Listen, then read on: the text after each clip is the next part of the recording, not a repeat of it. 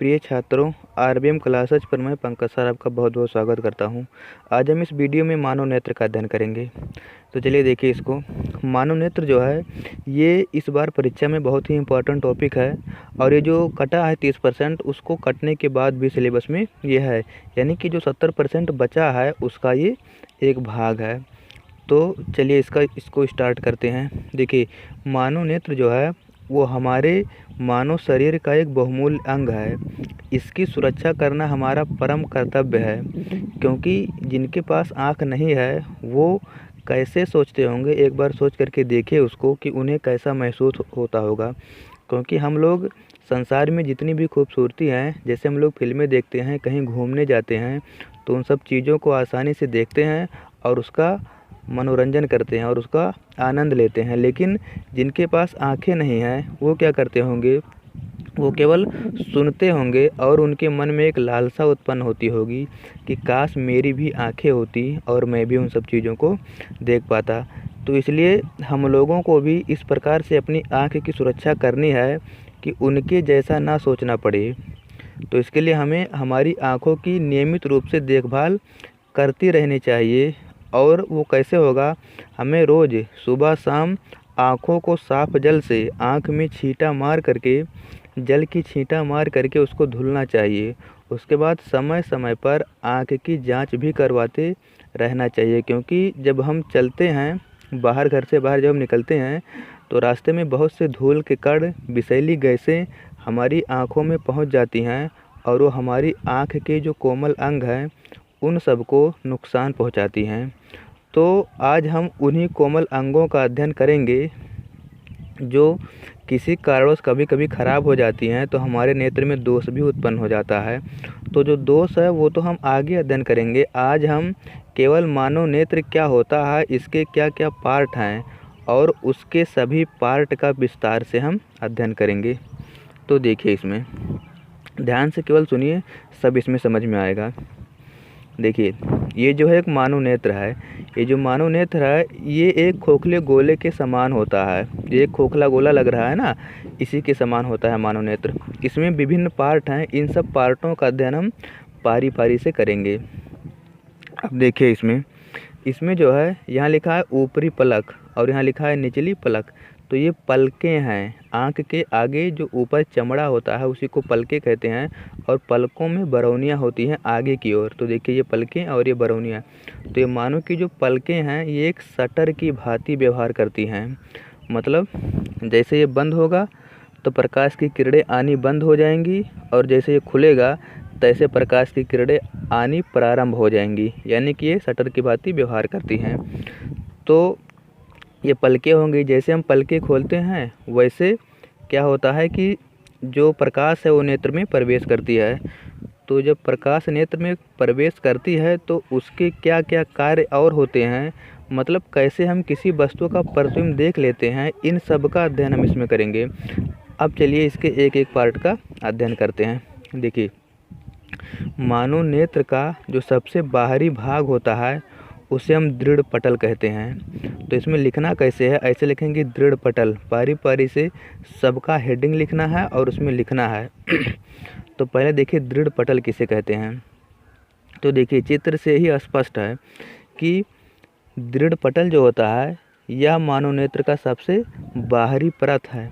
बाहरी परत है ना, तो इसको कैसे लिखना है कि यह मानव नेत्र का सबसे बाहरी परत है। यह अपारदर्शी, श्वेत तथा दृढ़ होता है। कैसा होता है, अपारदर्शी का मतलब इसमें से प्रकाश की किरण प्रवेश नहीं कर पाएगी, और ये श्वेत माने सफ़ेद होती है और दृढ़ माने मजबूत होती है, और इसी को हम दृढ़ पटल कहते हैं। तो ये जो दृढ़ पटल होता है ये नेत्र के अंदर के जो कोमल भाग होते हैं उन सब की ये सुरक्षा करता है। तो ये दृढ़ पटल हो गया। अब उसके बाद देखिए रक्तक पटल, इसी को हम कोरोइड भी कहते हैं।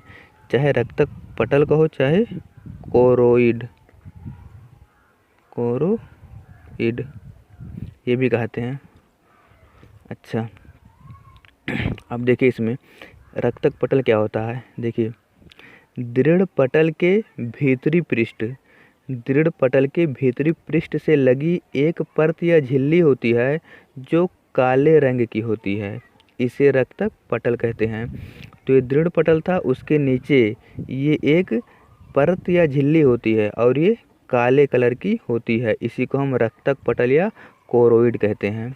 अच्छा, यह काले कलर की होती है, इसको याद रखना है। ये जो है ये नेत्र के भीतर प्रकाश के परावर्तन को रोकती है। अब इसका क्या काम होता है प्रकाश के परावर्तन का रोकना, अभी इसको हम आगे बताते हैं। और जब ये रोक लेती है तो इससे सुनिश्चित हो जाता है कि केवल बाहर से आने वाला प्रकाश ही रेटिना पर पड़े। तो ये रेटिना क्या है, इन सब का भी हम अध्ययन करते हैं। और ये काली होने का क्या फ़ायदा है, इसका भी अध्ययन करेंगे। तो ये रक्तक पटल हो गया। उसके बाद अब हम आगे चलते हैं, इन सबको भी बाद में पढ़ते हैं। देखिए, ये जो है कार्निया है, बरौनिया हो गया था, जैसे इसको खोलते हैं तैसे नेत्र में प्रकाश प्रवेश करता है। तो ये सबसे पहले कार्निया है, ये मानव नेत्र के जो सामने का भाग होता है इसको हम कार्निया कहते हैं। तो देखिए, कार्निया में ऐसे लिखना है कि दृढ़ पटल के सामने का भाग कुछ उभरा हुआ और पारदर्शी होता है।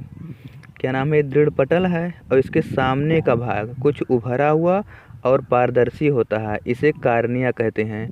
नेत्र में प्रकाश इसी भाग से होकर प्रवेश करता है। अंदर जो नेत्र है उसमें प्रकाश कहाँ से होकर के प्रवेश करता है, कार्निया से होकर के प्रवेश करता है। तो ये कार्निया हो गया। उसके बाद देखिए, इसमें आइरिस लिखा है, आइरिस को परितारिका भी कहते हैं। किसी बुक में इसे आइरिस कहते हैं जो बढ़ा हुआ है, और किसी बुक में इसे परितारिका लिखा हुआ है। तो दोनों एक ही चीज़ है, इसको समझ लेना।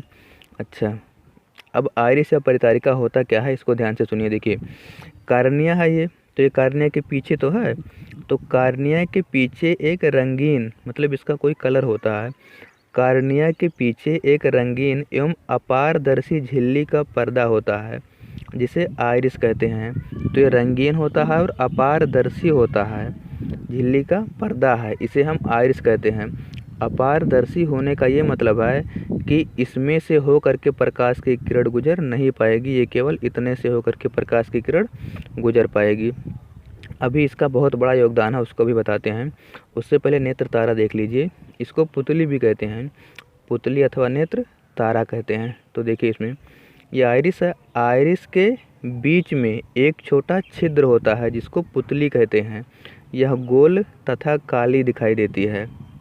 अब देखिए, ये देखे होंगे आप लोग मानव नेत्र में, जैसे आँख होता है, आँख में पूरा एक सफ़ेद वाला पार्ट होता है, ये बड़ा सा होता है। उस सफ़ेद के पार्ट में एक बीच में गोलाकार होता है जो काली होती है, उसके बीच में भी एक छोटा सा पार्ट होता है, वो और काली होती है। ध्यान से देखिए, किसी मानव के नेत्र में एक सफ़ेद होता है, सफ़ेद के बीच में एक काली होती है। ये जो काली है बड़ी होती है, गोली के समान होती है, गोली जो बचपन में खेलते थे उसकी इतना बराबर होता है, और उसके बीच में एक छोटा सा और काला काला होता है। उस काले वाले भाग का नाम नेत्र तारा अथवा पुतली है। और ये काली कलर की तो दिखाई ही देती है। तो इसमें क्या होता है कि कार्निया से आया प्रकाश पुतली से होकर ही, ये लेंस है, लेंस पर पड़ता है। पहले कार्निया, कार्निया के बाद इस पुतली में, पुतली के बाद लेंस में प्रवेश करता है। अब देखिए, इस पुतली की एक विशेषता होती है कि यह अंधकार में अपने आप बड़ी व अधिक प्रकाश में अपने आप छोटी हो जाती है। अब देखिए, इसका क्या मतलब हुआ,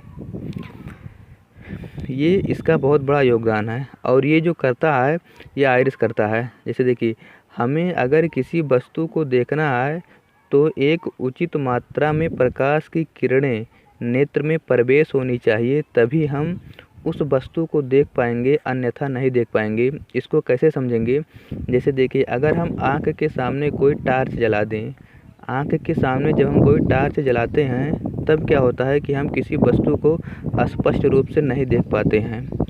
तो ये ज़्यादा मात्रा होगी प्रकाश, टार्च जलाने का क्या मतलब हुआ कि प्रकाश की मात्रा ज़्यादा हो गई। तो ये ज़्यादा वाला हो गया। अब कम वाला देखिए, जैसे हम लोग दिन में तो देख लेते हैं, लेकिन जब शाम होने लगता है, हल्का हल्का अंधेरा छाने लगता है, तब हम किसी वस्तु को नहीं देख पाते हैं स्पष्ट रूप से, शाम को या रात होने जब लगता है। तो इसका क्या मतलब हुआ कि उसमें प्रकाश की मात्रा कम हो गई। और ये तो पहले से ही मालूम है कि हम किसी वस्तु को प्रकाश की सहायता से ही देखते हैं, अगर प्रकाश नहीं है तो वस्तु को हम नहीं देख पाएंगे। लेकिन किसी वस्तु को देखने के लिए हमें प्रकाश की एक सीमित मात्रा होनी चाहिए। अगर उस सीमित मात्रा से ज़्यादा हो गया तब भी नहीं देख पाएंगे, और अगर उस सीमित मात्रा से कम हो गया तब भी हम नहीं देख पाएंगे। तो वो सीमित करने का काम इस सिलेरी या परितारिका पेशियाँ का है। ये क्या करता है, जैसे देखिए मान लेते हैं कि कम प्रकाश आया, जब ये कम प्रकाश आया तो ये जो है पीछे चला जाता है, इसे पीछे चला जाएगा और क्या करेगा कि ये जो नेत्र तारा अथवा पुतली है इसे बड़ा कर देगा। जब ये बड़ा हो जाएगा तो ज़्यादा मात्रा में प्रकाश को अंदर प्रवेश करेगा। ये कब करता है, जब प्रकाश की मात्रा कम होती है तब ये बड़ा होता है, जिससे प्रकाश की उचित मात्रा नेत्र में प्रवेश करे। लेकिन जब ज़्यादा प्रकाश की मात्रा होती है तो क्या होती है कि ये आइरिस बढ़ जाती हैं और बढ़ करके पुतली अथवा नेत्र तारा को छोटा कर देती हैं, कि जिससे इसमें प्रकाश की ज़्यादा मात्रा ना जानी पाए और उचित मात्रा में प्रकाश की किरणें अंदर प्रवेश करें और हम उस वस्तु को आसानी से देख ले जाएं। तो इसका मतलब ये हुआ कि जब ये कम प्रकाश की मात्रा होती है तो ये अपने आप बड़ी हो जाती है, और जब प्रकाश की मात्रा ज़्यादा हो जाती है तो ये अपने आप छोटी हो जाती है। यानी कि ये अपने आप को इस प्रकार से व्यवस्थित करती है कि नेत्र लेंस में उचित मात्रा में ही प्रकाश की किरणें प्रवेश करें और हम किसी वस्तु को स्पष्ट रूप से देख पाएँ। ये जो क्रिया है इसको पुतली समायोजन कहते हैं, पुतली समायोजन, और ये क्रिया अपने आप होती है नेत्र में। अच्छा, उसके बाद अब जो है नेत्र लेंस का अध्ययन करेंगे हम। देखिए नेत्र लेंस है, पुतली के नीचे क्या है, नेत्र लेंस है। तो पुतली के ठीक पीछे, ये पुतली है, पुतली के ठीक पीछे पारदर्शी ऊतकों का बना द्विउत्तल लेंस होता है, जिसे नेत्र लेंस कहते हैं। तो ये पारदर्शी ऊतक होता है, ऊतक टिश्यू कहते हैं, पढ़े होंगे बायोलॉजी में। तो बहुत से ऊतकों का बना, और ये पारदर्शी तो होता ही है क्योंकि इसमें से प्रकाश का किरण गुजारना है, नहीं गुजरेगा तो रेटिना पर कहाँ जाएगा, और रेटिना पर अगर नहीं जा पाएगा तो प्रतिबिंब नहीं बन पाएगा। तो वैसे भी लेंस पारदर्शी ही होता है, लेंस इसको पढ़ चुके हैं। तो ये जो है द्विउत्तल माने दोनों उत्तल इसके हैं, द्विउत्तल भी पढ़ा चुके हैं, द्विउत्तल, समतलोत्तल, अवतलोत्तल ये सब पढ़ चुके हैं। तो द्विउत्तल लेंस होता है जिसे नेत्र लेंस कहते हैं। अच्छा, अब जो है इसका अपवर्तनांक जो होता है पूछा जाता है, क्या नाम, बहुविकल्पीय प्रश्न में पूछा जाता है कि मानव नेत्र का अपवर्तनांक कितना होता है। तो ये जो होता है 1.44 होता है। यहाँ इसको देख लीजिए, 1.44 होता है मानव नेत्र का अपवर्तनांक। अच्छा, अब इसमें एक चीज़ और इम्पॉर्टेंट है, वो है सिलेरी पेशियाँ। यहाँ देखिए, यहाँ पर एक पेशी लगी है इस प्रकार से, और यहाँ पर भी एक पेशी लगी है इस प्रकार से।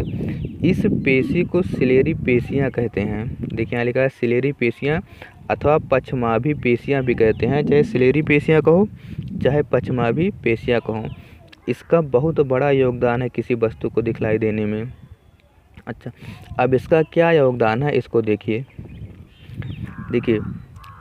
अगर किसी वस्तु को देखना है तो वो वस्तु नेत्र के हमेशा फोकस दूरी के दुगनी दूरी से अधिक दूरी पर होनी चाहिए।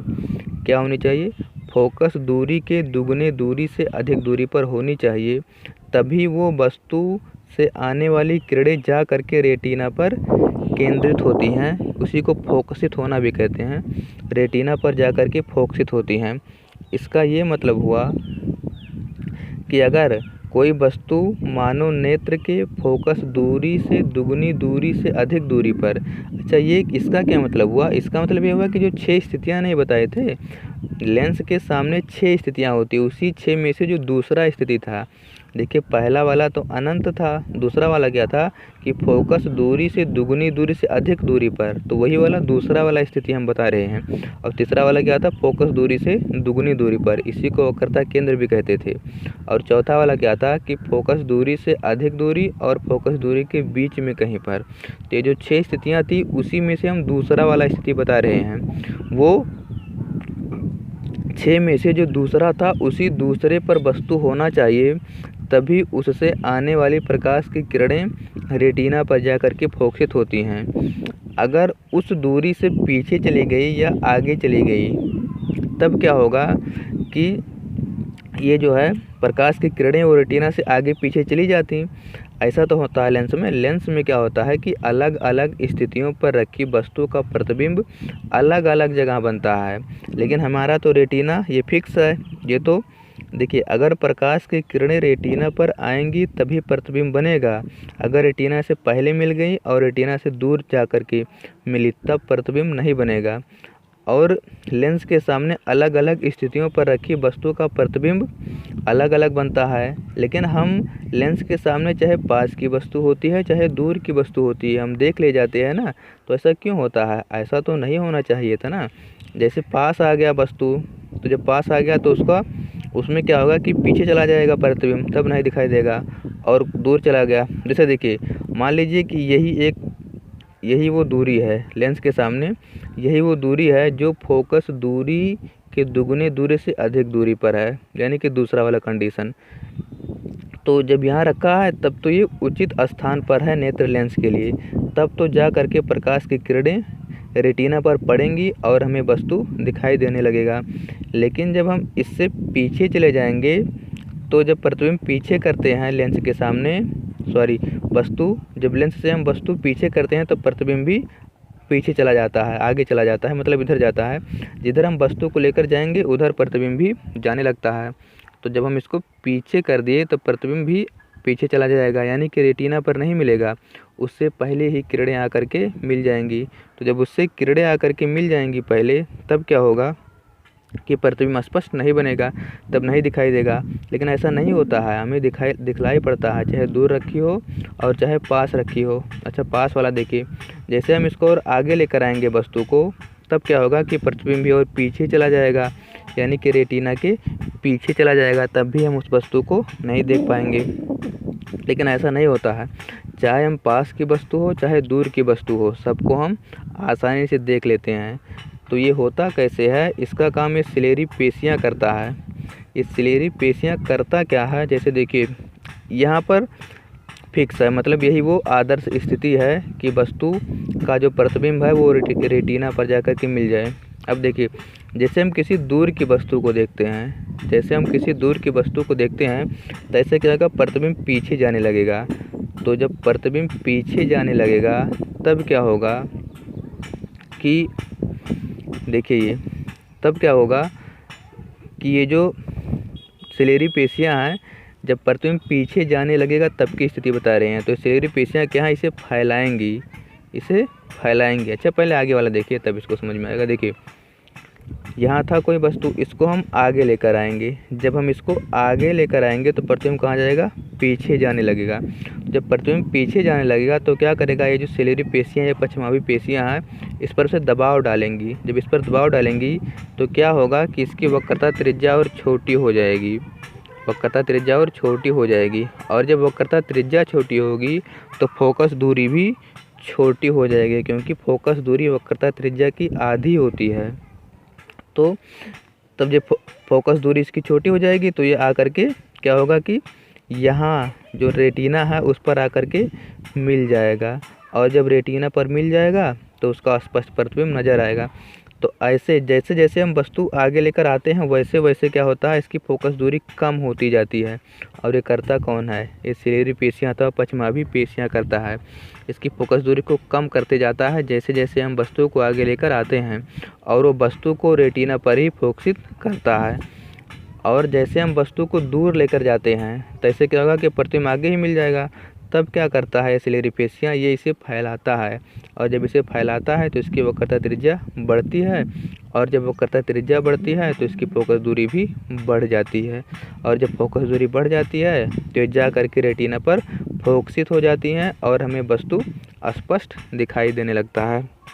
अच्छा, उसके बाद में अब हम पढ़ेंगे जलीय द्रव तथा काचाभ द्रव। देखिए ये जलीय द्रव है, जलीय द्रव यहाँ जो भरा है जल के समान पदार्थ, और काचाभ द्रव जो यहाँ पीछे भरा है। तो देखिए जलीय द्रव किसे कहते हैं, देखिए कार्निया तथा नेत्र लेंस, ये कार्निया है और ये नेत्र लेंस है।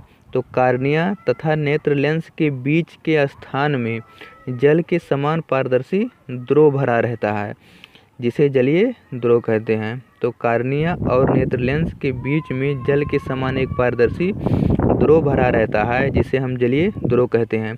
इसका अपवर्तनांक 1.336 होता है और नेत्र का कितना होता था, 1.44 होता था। तो ये हो गया कार्निया। कार्निया नहीं, ये जलीय द्रव था। उसके बाद देखिए काचाभ द्रव। तो इसी प्रकार लेंस के पीछे है ना, इसी प्रकार लेंस के पीछे और रेटिना के बीच में एक गाढ़ा पारदर्शी तथा उच्च अपवर्तनांक का द्रव भरा रहता है। ये गाढ़ा होता है, पारदर्शी होता है तथा उच्च अपवर्तनांक होता है इसका। ये द्रव भरा रहता है, इसी को हम काचाभ द्रव कहते हैं। तो ये काचाभ द्रव हो गया। उसके बाद अब देखिए रेटिना, दृष्टि पटल या रेटिना। ये क्या होता है दृष्टि पटल या रेटिना? देखिए ये रक्तक पटल है या कोरोइड है। कोरोइड झिल्ली के ठीक नीचे, इसके नीचे है ना, कोरोइड झिल्ली के ठीक नीचे तथा नेत्र के सबसे अंदर की ओर एक पारदर्शी झिल्ली होती है। कोरोइड झिल्ली के ठीक नीचे नेत्र में सबसे अंदर की ओर एक पारदर्शी झिल्ली होती है जिसे हम रेटिना कहते हैं। वस्तु का प्रतिबिंब रेटिना पर ही बनता है। किसी भी वस्तु का जो प्रतिबिंब होता है वो रेटिना पर आकर के जब किरणें मिलती हैं तभी बनता है। ये जो रेटिना होता है ये बहुत सारी प्रकाश तंत्रिकाओं की एक फिल्म होती है। देखिए प्रकाश तंत्रिका है ना, यहाँ पर ही बहुत सारी प्रकाश तंत्रिकाओं की एक फिल्म होती है। अच्छा, उसके बाद जब रेटिना पर किसी वस्तु का प्रतिबिंब बनता है तो वो उल्टा बनता है। किसी भी वस्तु का जो प्रतिबिंब होता है रेटिना पर वो उल्टा बनता है। जब उल्टा बन जाता है तो यहाँ पर देखिए दृष्टि तंत्रिका लिखा है। यहाँ से दृष्टि तंत्रिका मस्तिष्क को ये संदेश देती हैं कि कोई वस्तु बन गया है और बस मस्तिष्क जो होता है उसका रूप, रंग एवं आकार सब ये निर्धारित करता है और ये उसको सीधा समझता है। मस्तिष्क क्या करता है कि जब रेटिना पर कोई वस्तु बन जाती है तो यहाँ से दृष्टि तंत्रिकाएं मस्तिष्क को सूचना देती हैं। उसके बाद मस्तिष्क अपने अनुभव के आधार पर उसका रूप, रंग, आकार समझता है और सीधा भी समझता है। अच्छा, उसके बाद ये रेटिना हो गया। अब बचा ये पीत बिंदु। तो देखिए ये लेंस है। लेंस का एक मुख्य अक्ष होता है। मुख्य अक्ष वो होता है जो वक्रता केंद्र और ध्रुव से होकर के जाती है। इसमें प्रकाशिक केंद्र होता है। वक्रता केंद्र और प्रकाशिक केंद्र से होकर जाने वाली रेखा मुख्य अक्ष कहलाती है। अच्छा, तो जो लेंस का मुख्य अक्ष होता है वो रेटिना के जिस बिंदु पर आकर के मिलता है उसी को हम पीत बिंदु कहते हैं। नेत्र लेंस का मुख्य अक्ष रेटिना के जिस बिंदु पर आकर के मिलता है उसे हम पीत बिंदु कहते हैं। देखिए ऐसे आकर के मिलेगा तो ये पीत बिंदु होगा। तो ये जो पीत बिंदु होता है इसी पर सबसे बढ़िया यानी कि स्पष्ट प्रतिबिंब बनता है रेटिना पर। तो ये पीत बिंदु होगा। उसके बाद देखिए अंध बिंदु का मतलब होता है यहाँ पर प्रतिबिंब नहीं बनेगा। यानी कि अगर प्रकाश की किरणें आकर के यहाँ मिल गई तो उसका प्रतिबिंब नहीं बनेगा। अच्छा, उसके बाद जो है अंध बिंदु में लिखना क्या है, देखिए इसको ऐसे लिखना है। जिस स्थान से प्रकाश तंत्रिकाएं रेटिना को छेदकर मस्तिष्क को जाती हैं उस स्थान के लिए प्रकाश की सुग्राह्यता शून्य होती है। प्रकाश की सुग्राह्यता शून्य होने का मतलब यह है कि प्रकाश जब यहाँ पर आकर के किरणें मिलेंगी तो उसका प्रतिबिंब नहीं बनेगा। इसी को हम अंध बिंदु कहते हैं। मतलब यहाँ पर अगर प्रकाश की किरणें आकर के मिल गई तो उसका प्रतिबिंब नहीं बनेगा। तो इस प्रकार से इसमें जितनी भी चीज़ें थी उन सबका अध्ययन कर लिए हैं। तो निचली पलक है, पलक तो जानती हो, ऊपरी पलक है। उसके बाद बरौनिया हो गया था। अच्छा, उसके बाद इसमें एक चीज़ और बताए थे कि ये रक्तक पटल अभी बाद में बताएंगे, तो बाद वाला समय अब आ गया है।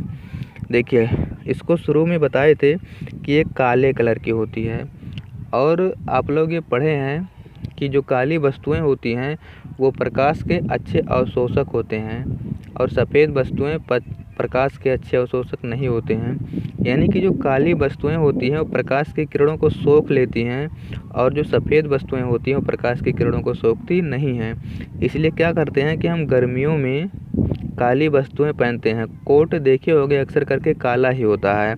तो जब काला कोट होगा तो प्रकाश की किरणों को अपनी ओर आकर्षित कर लेगा, यानी कि अपने अंदर समाहित कर लेगा। और जब प्रकाश की किरणें कोट में समाहित होंगी तो प्रकाश की किरणें गर्म होती हैं, तो जब गर्म होती हैं तो कोट गर्म हो जाएगा। और ठंडी में हमें गर्मी ही तो चाहिए, इसलिए क्या होता है, कोट पहनने से गर्मी उत्पन्न होती है।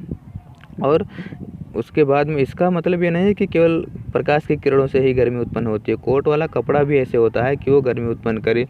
तो पहला नंबर तो कपड़ा होता है, दूसरा नंबर वो प्रकाश की किरणों को अवशोषित कर लेता है। तो इन दो कारणों से कोट जो होता है वो हमें ठंडियों में गर्मी उत्पन्न करता है। अच्छा, तो हमें ये याद रखना है कि प्रकाश की किरणों को अवशोषित करता है।